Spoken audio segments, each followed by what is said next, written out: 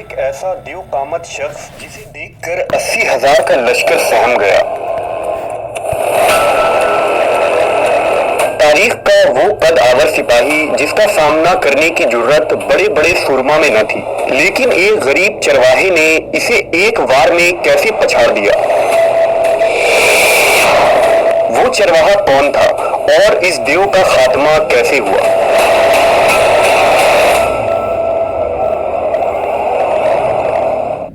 قدیم صحیفوں، روایتوں اور تاریخ میں ایسے انسانوں کا ذکر ملتا ہے جو پہاڑوں جیسی بلند قد و قامت رکھتے تھے، جنہیں ہم آج جائنٹس کہتے ہیں، جن میں قوم عاد، اوج بن انق، جبارین اور نیفیلیم جیسے نام مشہور ہیں۔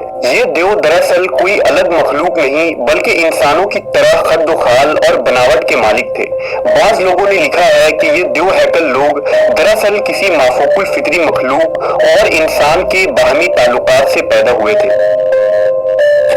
ان ہی جائنٹس میں ایک نام جالوت کا بھی ملتا ہے، جس کا ذکر قرآن مجید میں تفصیل سے موجود ہے، جبکہ بائبل میں اسے گولیت کے نام سے پکارا گیا ہے۔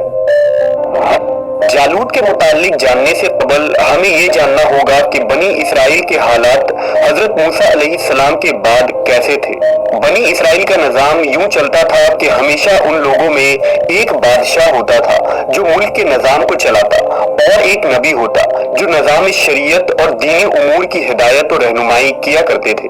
اور دستور یوں چلتا تھا کہ بادشاہی یہودا ابن یعقوب کے خاندان میں رہتی تھی اور نبوت لادی بن یعقوب کے خاندان میں ہوتی تھی۔ لیکن ایک زمانہ ایسا آیا کہ بنی اسرائیل میں کوئی بادشاہ نہیں تھا۔ اس وقت ان میں حضرت شموئیل علیہ السلام نبوت کے عہدے پر فائز تھے۔ اس وقت بنی اسرائیل کے پڑوس میں ایک بربر قوم آباد تھی جسے کنانی یا عمالقہ کہتے تھے۔ انہوں نے بنی اسرائیل کے علاقوں پر لوٹ مار اور حملے کرنا شروع کر دیے۔ یہ بربر قوم فلسطین اور مصر کے ساحلی علاقوں میں آباد تھے۔ ان کا ایک سردار تھا جس کا نام جالوت تھا۔ جالوت نے بنی اسرائیل سے زمینیں چھین کر ان کو مغلوب کر دیا تھا، ان کے بڑے بڑے سرداروں اور صالحین کو قید کر دیا اور بنی اسرائیل سے خراج وصول کیا کرتا تھا۔ قوم عمالقہ نے تابوت سکینہ بھی بنی اسرائیل سے چھین لیا، جو یہودیوں کے لیے ایک بابرکت صندوق تھی۔ تابوت سکینہ کے جانے کے بعد ان کی حالت بد سے بدتر ہو گئی اور دشمن ان پر حاوی ہو گئے۔ لہذا بنی اسرائیل نے حضرت شموئیل علیہ السلام سے درخواست کی کہ آپ کسی آدمی کو ہمارا بادشاہ مقرر کر دیجیے۔ آپ علیہ السلام نے حکم خداوندی کے مطابق طالوت کو بادشاہ بنا دیا، جو بنی اسرائیل میں سب سے زیادہ طاقتور اور عالم تھے، لیکن بہت ہی غریب و مفلس تھے۔ چمڑا پکا کر اور بکریوں کو چرا کر زندگی بسر کیا کرتے تھے۔ اس پر بنی اسرائیل کو اعتراض ہوا کہ طالوت شاہی خاندان سے نہیں ہے، لہٰذا یہ کیسے ہمارا بادشاہ ہو سکتا ہے؟ اس سے زیادہ بادشاہت کے حقدار تو ہم لوگ ہیں، کیونکہ ہم لوگ شاہی خاندان سے تعلق رکھتے ہیں۔ بنی اسرائیل کے ان تنازعات کا جواب دیتے ہوئے حضرت شموئیل نے فرمایا، اللہ تعالیٰ نے اسے تم پر چن لیا ہے اور اسے علم اور جسم میں کشادگی عطا کی ہے، اور اللہ اپنا ملک جسے چاہے دے، اور اللہ وسعت والا علم والا ہے۔ اس کی بادشاہی کی نشانی یہ ہے کہ تمہارے پاس تابوت سکینہ آ جائے، جس میں تمہارے رب کی طرف سے دلوں کا چین ہے۔ لہذا طالوت کے بادشاہ بننے کے بعد فرشتے اللہ کے حکم سے اس تابوت کو بنی اسرائیل کے پاس لے آئے، جس سے لوگوں کو ان کی بادشاہت اور نبی کی سچائی کا یقین ہو گیا۔ بادشاہ بننے کے بعد حضرت طالوت نے بنی اسرائیل کو جالوت کے خلاف اٹھ کھڑے ہونے کی دعوت دی۔ جب حضرت طالوت نے بنی اسرائیل کے لشکر کو لے کر اس ظالم جالوت سے مقابلے کے لیے بیت المقدس سے روانہ ہوئے تو ان کے لشکر کی اس طرح آزمائش ہوئی کہ راستے میں انہیں ایک نہر ملا۔ یہ نہر اردن اور فلسطین کے درمیان واقع تھا۔ انہیں اس وقت سخت پیاس بھی لگی ہوئی تھی، لیکن اللہ نے حکم دیا کہ جو میرے بندے ہیں وہ اس نہر سے پانی نہ پیے، اور جو اس سے پانی پیے گا وہ نافرمان ہو جائے گا، لیکن جو شدید پیاسا ہو انہیں یہ اجازت ہے کہ وہ ایک چلو اپنے ہاتھ سے پانی پی سکتے ہیں۔ اس سخت گرمی میں سامنے پانی موجود ہونے کے باوجود وہ دل بھر کر پانی نہ پی سکتے تھے۔ یہ اللہ کی طرف سے ایک سخت آزمائش تھی۔ जो नाफरमान लोग थे वो बेसब्र हो गए और खूब पानी पिया, जिससे उनके होंठ सया हो गए और उनकी प्यास और ज्यादा बढ़ गई। उन्होंने कौम अमालका से लड़ने की हिम्मत भी खो दी, जबकि फर्माबरदार बंदों ने हुक्म के मुताबिक सिर्फ एक चुल्लू पानी पिया। ये एक चुल्लू पानी ही उनके लिए काफी हो गया और उनकी प्यास बुझ गई। एक कौल के मुताबिक लश्करे तालूत की तादाद 80,000 थी, जिसमें सिर्फ 313 लोगों ने अल्लाह की इताअत की और पानी न पिया। इस मुनासबत से हजरत मोहम्मद सल्लल्लाहु अलैहि वसल्लम ने ग़ज़वा बदर में सहाबा से फरमाया था कि हमारी तादाद हजरत तालूत बादशाह के लश्कर की जैसी थी, जिसने आपके साथ नहर पार की और दुश्मन पर गलबा पाया था।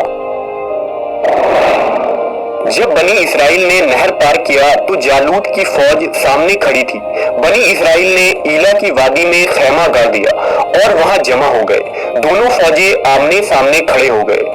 थोड़ी देर में उनका सरदार जालूत, जो निहायत ही कद आवर और ताकतवर शख्स था, वो मैदान में उतरा। जालूत एक पहलवान था। इसका कद 6 हाथ और 1 बालिश था।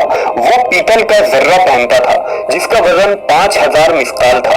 उसके हाथों में एक भाला था जो लोहे का था और जिसका वजन 600 मिस्काल था। वो अपने सर पर लोहे की जो टोपी पहनता था, उसका वजन 30 रतल था। जालूत ने रजस पढ़ा और बनी इसराइल को ललकारा। जालूत और उसके लश्कर को देखकर बनी इसराइल सहम गए। वो आपस में कहने लगे, आज तो हम लड़ने की ताकत नहीं रखते। इनकी बातें सुनकर उन 313 मुजाहिदों ने कहा, ऐ अल्लाह, हमें सब्र दे, साबित कदम रख और कौम कुफ्फार पर हमारी मदद फरमा। जब दोनों फौजें मैदान जंग में लड़ने के लिए तैयार हो गईं, तो हजरत तालूत ने अपने लश्कर में ये ऐलान कर दिया कि जो शख्स भी जालूत को कत्ल करेगा, मैं अपनी बेटी का निकाह उसके साथ कर दूंगा और अपनी आधी सल्तनत भी उसे अता करूंगा। ये फरमान सुनकर हजरत दाऊद अलैहिस्सलाम आगे बढ़े, जो अभी बहुत ही कम उम्र और कमजोर थे। उनकी गरीबी और मुफलिसी का ये आलम था कि बकरियां चराकर और उसकी उजरत से गुजर बसर किया करते थे। जब तालूत ने एक कमसिन बच्चे को अपने मुकाबले पर देखा तो कहने लगा, चला जा, मैं तुझसे लड़ना पसंद नहीं करता।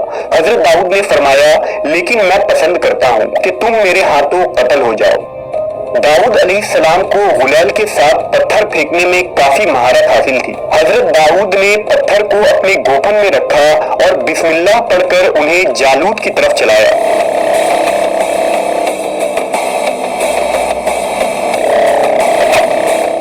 तेज रफ्तारी से जालूत के नाक और खोपड़ी के दरमियान लगी और उसके भेजे को पास पास करके पीछे से निकल गया। जालूत उसी वक्त जमीन पर गिर पड़ा और उसका काम तमाम हो गया। इस पर हजरत तालूत और बनी इसराइल निहायत ही खुश हुए।